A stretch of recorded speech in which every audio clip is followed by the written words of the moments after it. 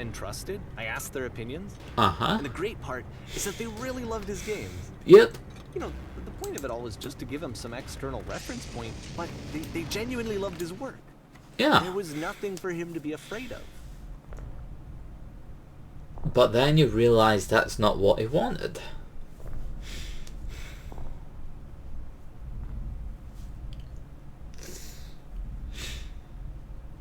Put down your weapon.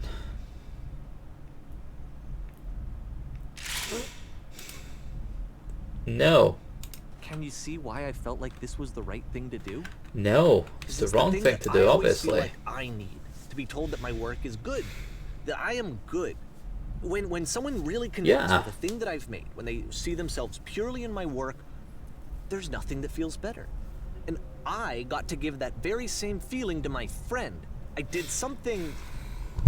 I really felt like I'd done something good. Like I was a good person. I felt like there was a friend who was in trouble. That isn't what I wanted. And maybe didn't like themselves, and I could fix it. If I could give him this gift, maybe I could fix the problem. You made them stop making games. games. How much they enjoyed his games. It was the best feeling. It was the absolute best feeling. It made me feel so happy. Yeah. So beautifully, beautifully happy. Oh.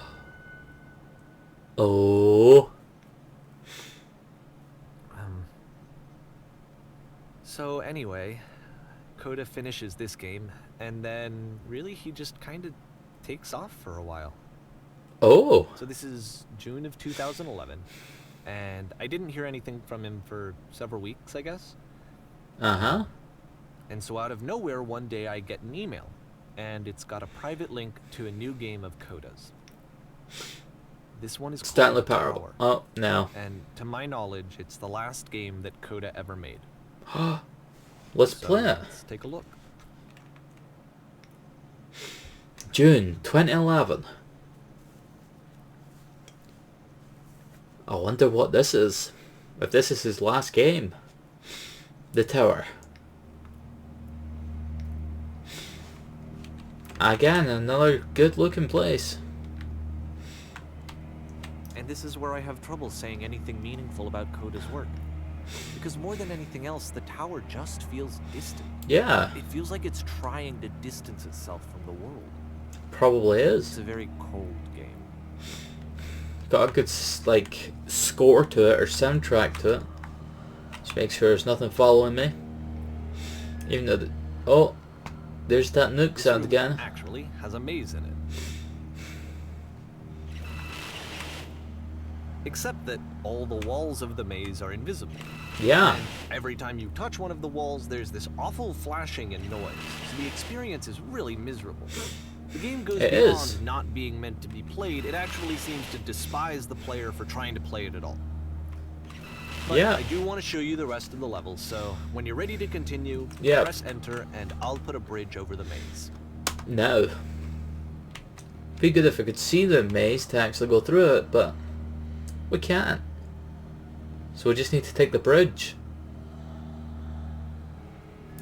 Seems like he's almost trying to stop the creator. Like Kuda's trying to stop him. This is the first game that's needed some modification to be playable. Like the house cleaning game. You know, that one used to actually loop the cleaning chores and you just cleaned a house forever. You had to cut it off so that you could exit the house and the game would actually end. Yeah, but maybe it doesn't want to make ending games. It was actually trying to communicate. What's the deeper idea behind the invisible maze? The only way past this challenge is to randomly guess the 6-digit code. Yep. Like the invisible maze, it's frustrating to me, because it's the opposite of everything else that Coda has made. It doesn't encourage thought or engagement. It doesn't ask anything of me, except a lot of my time. Yeah. If I could have reached him during this time, then maybe I could have asked him, but I couldn't. I still don't really understand why this is here. Me I'll put the code on the ground for you here, though, so that we can move on. 1, 5. 1 minute.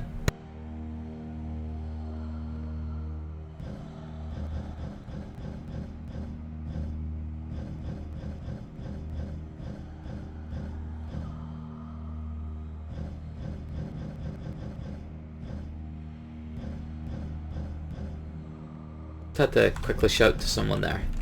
By that I mean I was being shouted on. As what?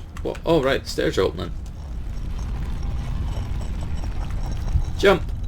We made it, yay. Okay, so is there going to be anything else that's unsolvable? A room with a door that won't be openable. To open this door is actually on the other side of the door, meaning that it's literally impossible to solve from this side. So even if you somehow brute forced your way through the first 2 challenges and you got to this point, there's actually just no way to progress. Yeah.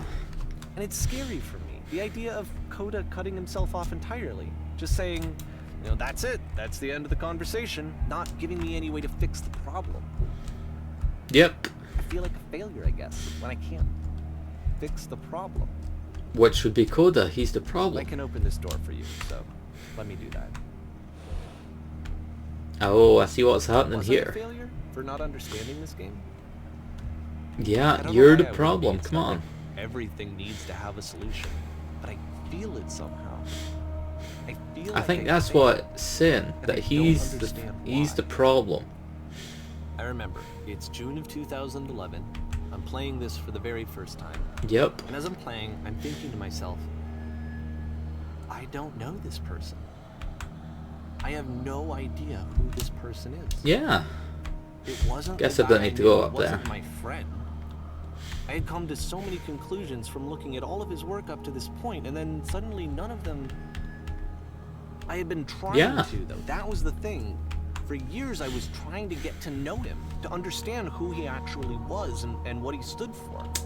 Well, I asked him so many I don't times, really please know. just tell me what his games mean to him. I asked him please to tell me what the 3 dots mean. And he wouldn't. Yeah, seems he wouldn't. I just felt so strongly that if I could have connected with him, that if I could have somehow made thought I was this gonna work fall my off own, there. I would finally be once and for all happy. It was that I needed to see myself in someone else. I needed to be someone other than me. Oh, so is he Coda? But he stopped and left. And it felt somehow like I had failed. Is that why the last Coda game is 2011? Because it changed who he was from then? And that's how he's got the games that were supposedly deleted?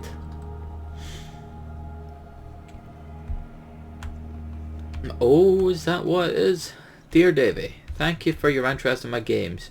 I need to ask you to not speak to me anymore. It's because of what I did. Yep. I poisoned it for you. I wonder at times whether you think I am making these games for you. Showing it to people, it actually felt. It felt as though I were responsible for something important and valuable. You've so infected my personal space that it's possible I don't begin to plant solutions in my work somewhere hidden between games. They really listened and cared about what Is there, I had to say. if there was an answer, a meaning, would it make you any happier? Would you stop taking my games and showing them to people against my wishes? For a moment, while I Giving had them something myself. that is not yours to give, violating the one boundary that keeps me safe? Would you stop changing my games? Stop adding lampposts to them?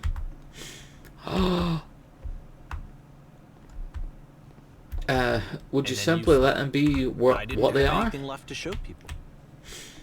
I just had to. Why am I around you? I feel physically ill. Happened, there was no You desperately need something and I cannot give it to you. I literally do not have it. Struggling to come up with new ideas is not making me depressed. Low points are just a part of the process. The fact that you think I am frustrated or broken says more about you than about me. I realize that this doesn't make sense to you just yet. Which is fine, you're not my problem to solve. But I do hope that one day it clicks and that you make peace with this thing that you are wrestling with. I'm afraid that I did something really stupid because I don't like myself. And what you finally see what I am talking about. Don't say anything.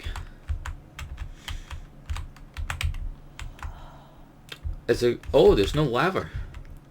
That's why I'm releasing this collection of your work.